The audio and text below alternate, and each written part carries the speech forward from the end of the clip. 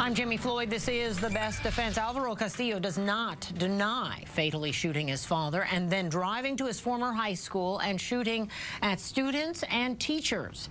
But his defense attorneys say he didn't know the difference between right from wrong when he pulled the trigger, and they're hoping that the jury will find him not guilty by reason of insanity. Let's bring our guests into the conversation.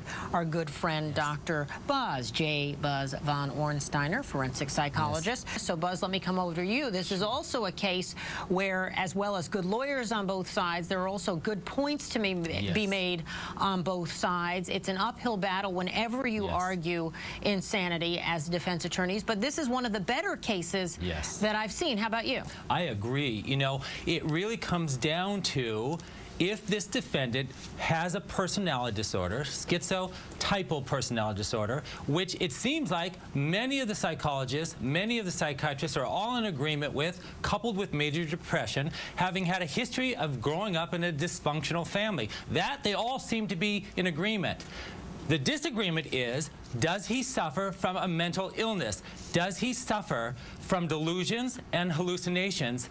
Does he know right from wrong? I think they're all in agreement that he knew that this was against the law, but he was being driven by a higher power. He was morally compelled to kill his father, make those videotapes, and then go on to his high school to murder more. He was out of control. I think the videotapes clearly show this. He had this gun. He wanted power. He wanted control in his life. He had this obsessional quality with violence. He had this obsessional quality with Columbine. He loved these guns. He named these guns people. These guns really became his friends. These guns really became his lovers. And unfortunately, his parents had incredibly diminished parenting skills. They find him with these guns, they take away the ammunition, but they don't take away the guns. It's unbelievable. Why can't we have a definition in the law that mirrors the DSM-IV, for example? Sure. I agree with you. Listen, I'm right there with you. I work with the mentally ill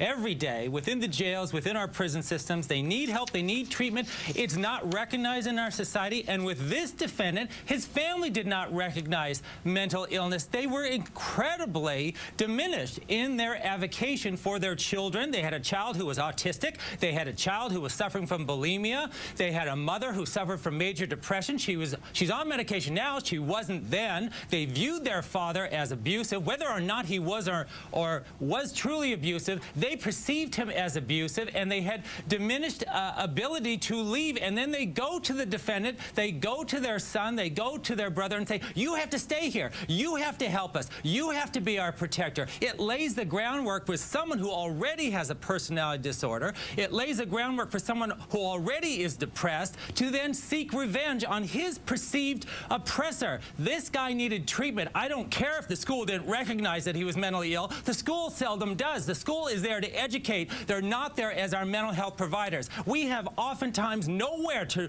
turn to.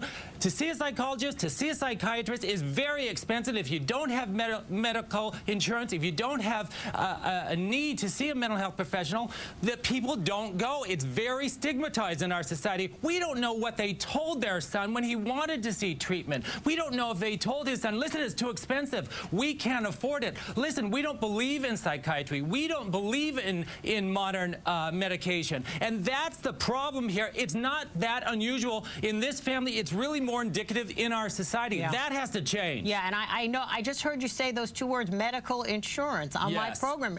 This is a legal program, and here we are. It came up anyway. Health care. How about it, Dr. Buzz? The things he writes, the things he says on those videotapes, they cut against insanity, don't they, or do they?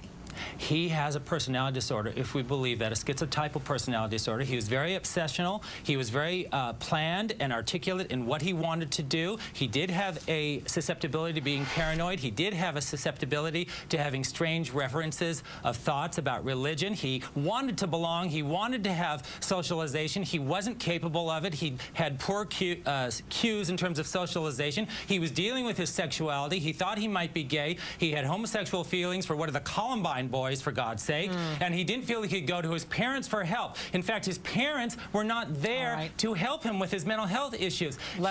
He knew he was doing wrong, but we're supposed to believe that he was swayed by these delusions and these hallucinations. All right, let's jump back in. No need to apologize. We also have a very important thing to say to our friend Dr. Buzz, because Dr. Buzz, we know it's your birthday. We have a very special happy birthday. Do you see what I have here? Nothing could make me happier.